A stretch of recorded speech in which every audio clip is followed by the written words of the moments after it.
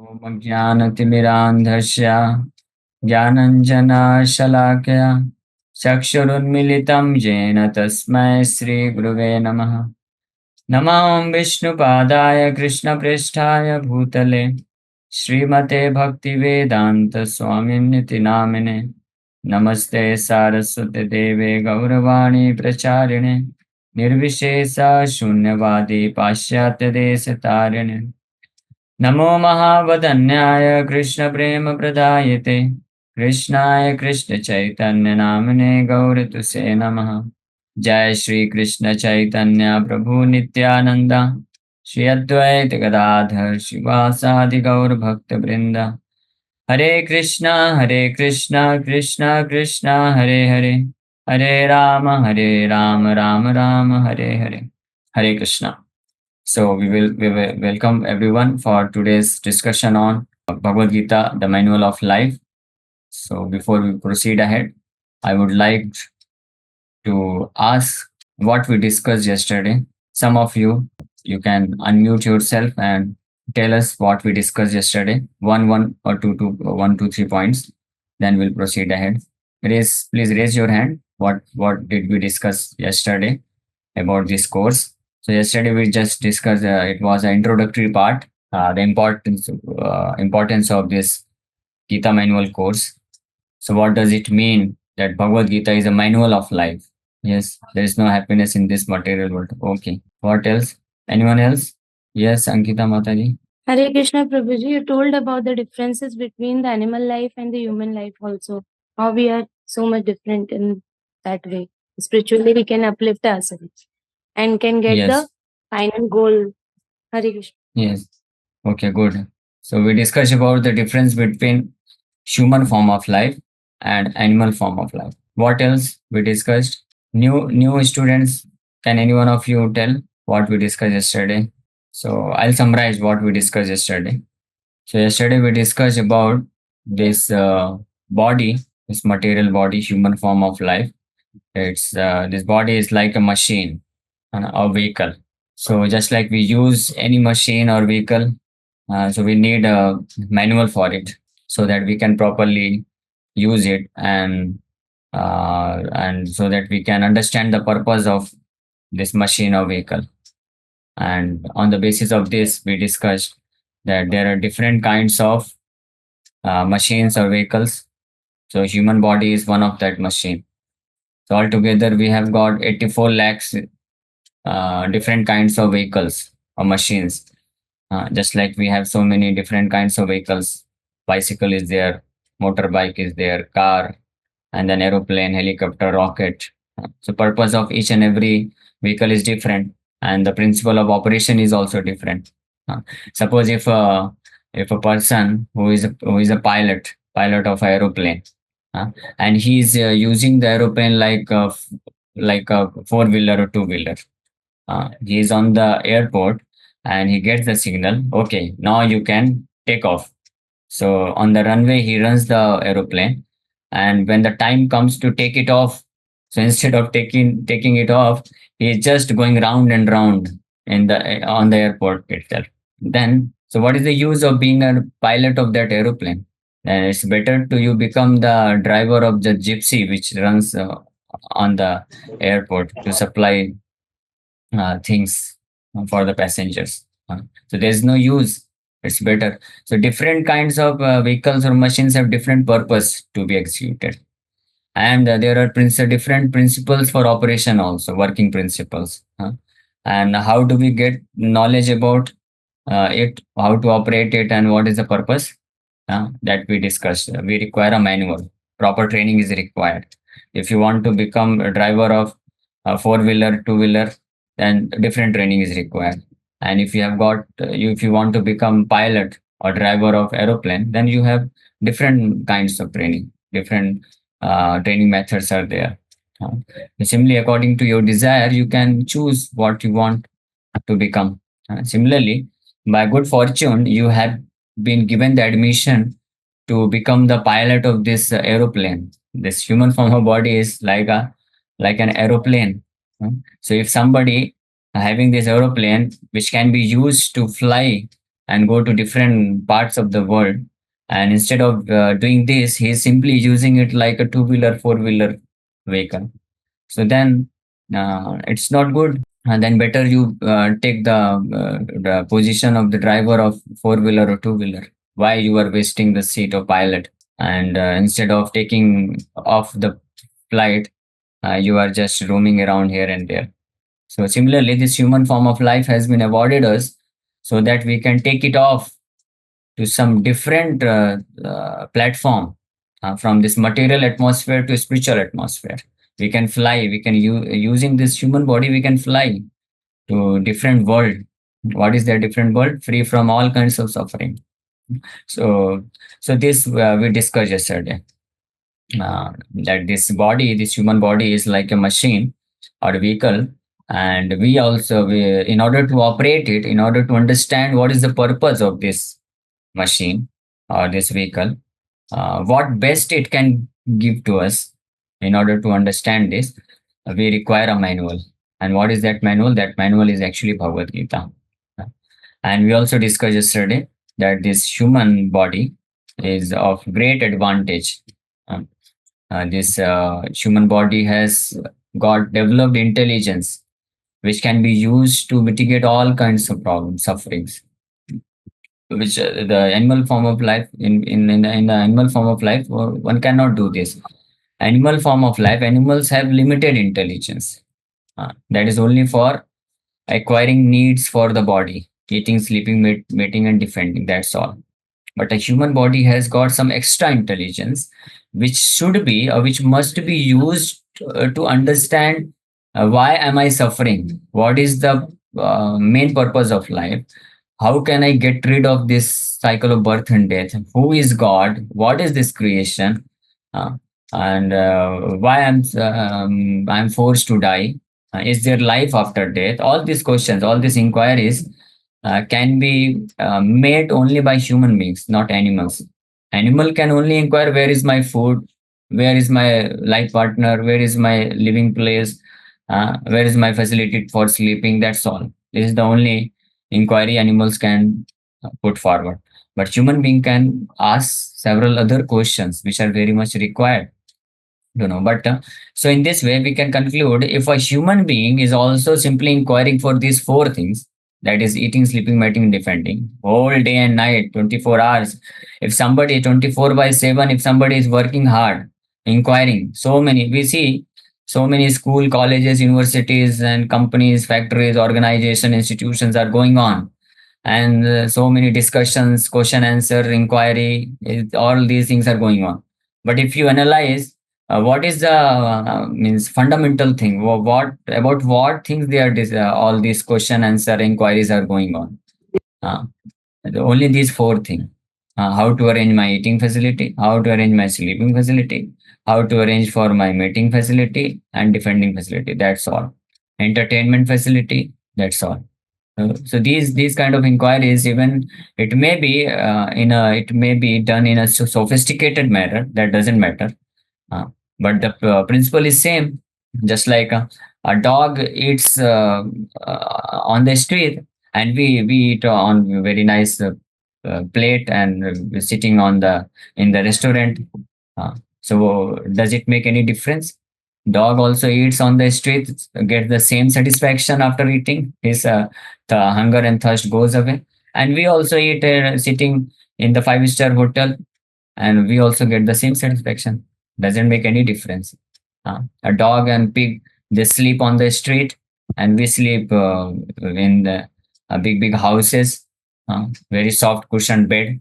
So there's no difference. After sleeping, the dog also gets the same kind of satisfaction, and we also get the same kind of satisfaction. Rather, we don't get sleep itself.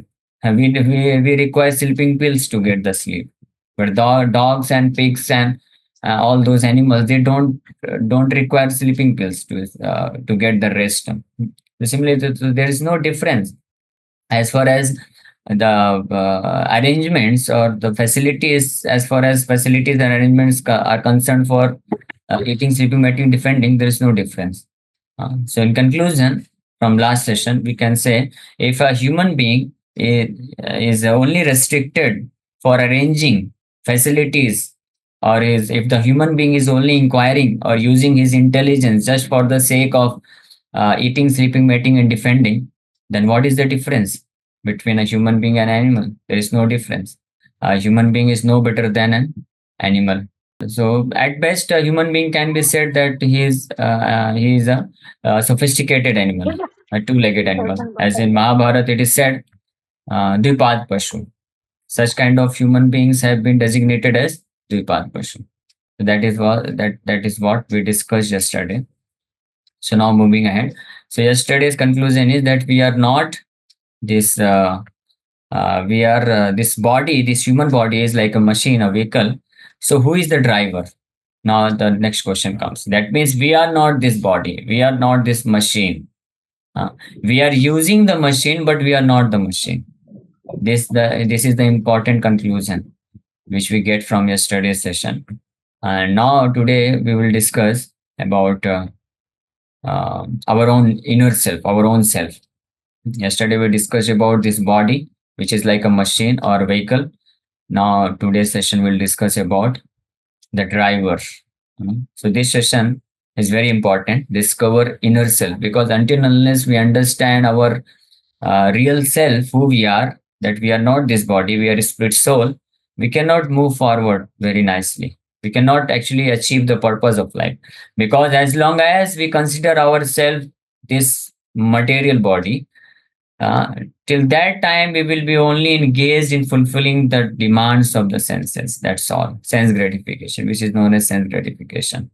uh, Ahara nidra bhayamaithunam cha samanyam pashubhi naranam. These four things, eating, sleeping, mating, defending, are just the demands of material body. But actually we are not this body. We are using the body for getting some purpose, for going to some destination. Just like if you have a car, and if you think that you are the car, then you will be simply engaged in washing the car, decorating the car, taking care of the car. That's all. You will not be much concerned about using the car for the purpose of going to some better destination. Similarly, if as long as we think that we are this body, so we will not be able to use it properly to go to the destination. So this body is like a instrument which has to be used for going to the destination. This is not our real companion. Just like you board a train or you board a aeroplane and you go to the next destination, and after reaching the destination you leave the train or you leave the aeroplane. You are no more attached to the train. Suppose you get a berth in a train which is not so comfortable, but still you make some adjustment, okay, but you don't become so morose or so depressed or distressed, because I'm using this berth, I'm using this train just to move forward. My destination will come after 6 to 8 hours. So how does it matter whether the berth is so comfortable or not comfortable? Your attention is much for going to the destination. You are not much concerned about the conditioning of the train, although some adjustment can be done, but that is not the primary focus. So your focus is whether the train is moving ahead or not moving. Suppose if I give you a train ticket, first class AC train ticket, if you get a ticket of Rajdhani train, but the train is just standing on the platform, it is not going to move ahead for 2 3 days. So will you board the train? No. But if you come to know there is a passenger train, and you will just get a place to sit, that's all. But it is just moving. It is just going in 1 minute towards your destination, and after 6 to 8 hours you will reach the destination. So you will better choose the passenger train rather than that Rajdhani train, because you know that the train is going to take you to better destination. Similarly, this human form of body is like a train, a vehicle, and the soul, the driver. We are the sole driver. So using this body, we have to reach certain destination. And what is that destination? The destination is eternal happiness, complete bliss. So that is the destination. So if we are just taking care of the body and making the body very comfortable, but we are not concerned about whether this using this body we are moving ahead or not, then what is the use? That is just a useless waste of this human form of life. So any intelligent person, all of you are intelligent person because you are students and college students, school students. So you have some intelligence. So use your intelligence to understand this philosophy very nicely. The Bhagavad Gita is meant for intelligent persons only. No ordinary person can understand the teachings of Bhagavad Gita. Foolish person cannot understand. And because you have enrolled for this course, that shows that you have that kind of intelligence. So you can very well understand. And Krishna is appealing all of you that you kindly read, understand this subject matter, knowledge of Bhagavad Gita, and understand what is the purpose of this human form of life. So in today's session, this session will continue for 2-3 days. It's very important. So I'll request, so all of you please pay attention and hear attentively and try to understand the philosophy scientifically and reasonably. And although it may appear, sometimes it may appear to be little boring because this is philosophy and we'll be discussing, but don't take it lightly. It's very important, a very important part of your life. And if you hear attentively and continue this course for at least for 2-3 weeks, then definitely you are going to understand more deeply about the purpose of life, and that will give you more and more inspiration to properly use your human form of life. Okay, so inner self. So I'm sharing the screen. Okay, discover inner self. One eternal truth that can change your vision. This is the eternal truth. Simply by knowing this science that I am not this body, I am a spirit soul, will change your vision of life, your understanding of life. I'll give you one example. Once there was Rath Yatra festival in some city in New York. Uh, so in that Rath Yatra, so all people were just behind the Rath. Jagannath Baldev Subhadra Maharani Rath Yatra was going on, and one devotee standing on the Rath was leading the kirtan, and everyone were following him, and in between that devotee he was making announcements, giving some little instructions from Bhagavad Gita. So at one point of time, that devotee explained the Lord Krishna is Lord Jagannath. So he has very mercifully given us Bhagavad Gita. So in the Bhagavad Gita, Lord Krishna, the very first thing he teaches us that we are not this body, we are a spirit soul. This single statement he just announced. And there was one fat lady, very fat lady, so much depressed, so much in anxiety because of her body. One very interesting thing is there. It doesn't matter what kind of body you have, whether you are very thin, short, or heighted, or fat, or very handsome body, very beautiful body. Doesn't matter. Everyone feels within his heart that something is lacking in my body, and that consciousness is there in everyone because something is missing in our this bodily material bodily beauty. Only Krishna is perfect. Nobody else is perfect. Krishna's bodily feature is complete and perfect. Each and every limb of Krishna's body is complete and perfect and has unlimited beauty. Unlimited beauty, unlimited nectar emanates from his body. Simply by seeing Krishna's form is nectar for eyes. To hear about Krishna is nectar for ears. To think about Krishna is nectar for heart. That applies only for Krishna and nobody else. And especially and mainly for those who have this disgusting material body. So certainly this does not apply. So everyone feels like this. Some kind of dissatisfaction is there. Somebody may think, oh, if I get some weight, then I would have become more beautiful or handsome. Or somebody may think that if I lose some weight, that I then I will become more handsome. So similarly, that fat lady, she was always in great anxiety. But as soon as she heard that I'm not this body, I'm a spirit soul, immediately 50% of her tension or anxiety got relieved. And she immediately said, spontaneously, she said, thank God that I'm not this body. Just see, if you can simply understand this fact, or if you can simply accept this fact that I'm not this body, so most of your problems are solved. And this body means this gross body made up of matter, this earth, water, fire, air, ether. And there is one more body, subtle body, Sukshma Sarir. Sthul Sarir and Sukshma Sarir. There are two kinds of bodies, gross body and subtle body. The subtle body is made up of mind, intelligence, ego. This will be covered in later sessions. So no need to worry about this now. But I'm just explaining to you that if you understand that I'm not this body, gross body, which we see, and also I'm not the subtle body made up of mind, intelligence, and ego, which we don't see, but that exist. So if we can understand this fact that I am completely aloof or different from this gross body as well as my subtle body, then all your anxiety, problem, and tension, depression, and this inferiority complex, superiority complex, all these are gone. Nothing. Everything is finished. It's like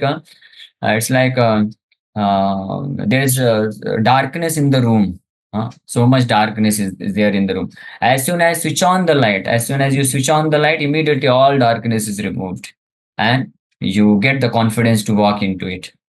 Similarly, as soon as you switch on this knowledge of Bhagavad Gita, immediately your darkness, ignorance of darkness is removed from the heart, and you can get confidence, so much confidence that I'm not this body. So why I'm so much worried about this material body? So how does it matter if my body is not so handsome, not so beautiful, I'm so thin, or I'm so fat, or I'm so ugly, I'm not so fair skinned? So how does it matter? It doesn't matter at all, because I'm not this body. So and these things will be covered in the teachings of Bhagavad Gita. Krishna is going to very nicely, very beautifully, he is going to explain these facts in 20 verses from second chapter, verse number 11 to second chapter, verse number 30. In 20 verses, Lord Krishna explains very scientifically, logically, about the constitution of this body and soul, about the characteristics of the body and the soul, difference between the body and the soul, symptoms and the symptoms and characteristics of the body and the soul, which will help us to become free from all anxiety. So let us move ahead. So this inner self means our own self. Why it is inner? Because this is inside the body, within the core of heart. So this we already discussed, that as a driver drives a car, similarly soul drives a living body. So scientific researchers have proved it. We'll discuss gradually about this. So matter is dead while soul is conscious. Thus soul is superior to matter. Just like this car is there. So without the driver, doesn't matter how sophisticated car and technologically advanced the car is, but the car cannot move even for an inch. It will remain as it is dead, standing there for thousands of years. Only because of the presence of the driver, the car moves. Similarly, this body is like a car. Only because of the presence of the soul, the body appears to be living. Although the body is always dead only, because this body is made up of every one of us. We know body is made up of earth, water, fire, air, ether, the five elements, and these five elements are dead matters. Everyone accepts this. So doesn't matter how much you make the combination, the dead matters in itself, with no matter what kind of combination is there, it cannot produce living symptoms. Just like doesn't matter how sophisticated car you make, but still it will always remain dead. It's very simple, very logical. There is nothing so means complicated subject matter. If I give you a bunch of matters, chemicals, so you may make any permutation and combination, and you make any kind of body machine, it will never become living, huh? Isn't it? Because there is no symptom of life. Similarly, this body, how much complex it may be, doesn't matter, but it can never exhibit the symptoms of life until unless the living person is present. Just like as soon as driver boards the car, drivers goes inside the car, then only the car shows the symptoms of movement, and it appears that car is moving. But who is moving? The driver is moving the car. Similarly, this body shows the symptoms of life only because of the presence of the soul. This body is like machine. And why should I study about the soul? This I have already explained. So, Vepatushya sarire me romaharsa chajayate Gandivam Shamshate Hasta Twakchaiva Paridahyate. Before hearing Bhagavad Gita, what was the condition of Arjuna? Arjuna was he was in so much lamentation, anxiety. He was at the peak of lamentations, peak of mental anxiety, mental disturbances. I think none of you must have experienced such kind of anxiety which Arjuna was experiencing before the battle of Kurukshetra, standing in front of his own relatives, the grandfather Bhishma, Dronacharya, Kripacharya, and so many other relatives, they were prepared to kill each other. So Arjuna was having so much anxiety. He says, my whole body is trembling. My hair is standing on end. My bow Gandhi is slipping from my hand. And my skin is burning. Have any of you ever experienced such kind of anxiety that you enter into the examination room and your body is trembling? Maybe sometimes your body is trembling and your hair is standing on the end and your Gandiva, not Gandiva, your pen is slipping from your hand. So much perspiration and skin is burning like anything that as soon as you put a drop of water, it gets evaporated. Have you experienced any of you? No, you would not have experienced such kind of anxiety. But Arjuna was experiencing such kind of anxiety.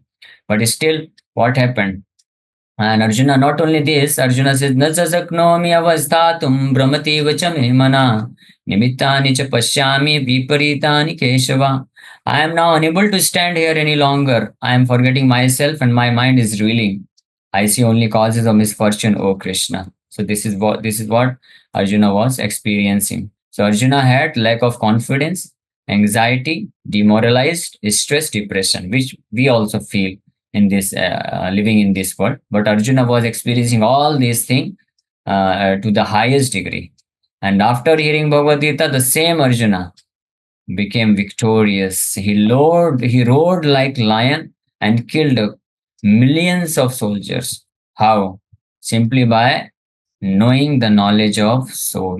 Simply by because he heard the knowledge of the soul from Lord Krishna simply by understanding knowledge of Bhagavad Gita. That is the effect of studying or understanding this Bhagavad Gita.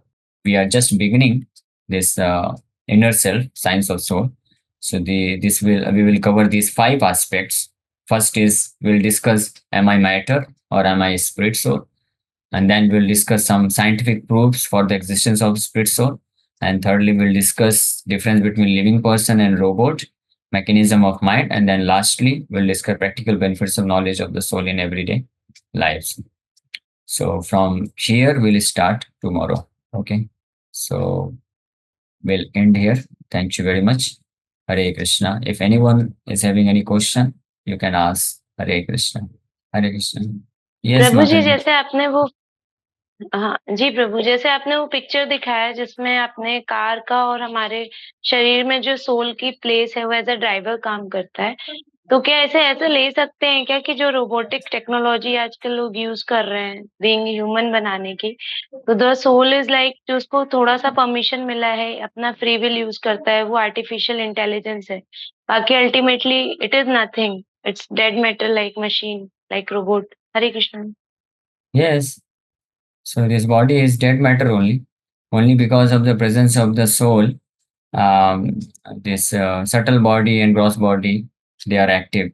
This mind and intelligence plays an important role uh, to execute the functions of the body. And mind and intelligence are only active till the time the soul is present within the body. Because as soon as the soul leaves the body, so we can see, so although the body is there, each and every part of the body is still lying there, but the eyes are there. But still, if you open the eye of a dead body, still he will not be able to see.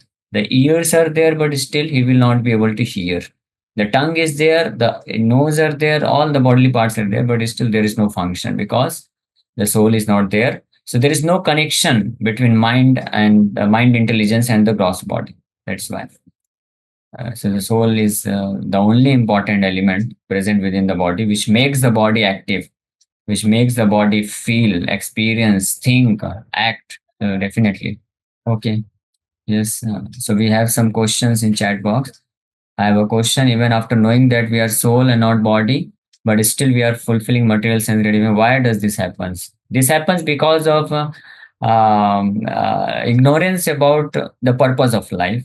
So as you keep going, keep hearing or understanding this knowledge of Bhagavad Gita, you will understand very well what is the purpose of human form of life.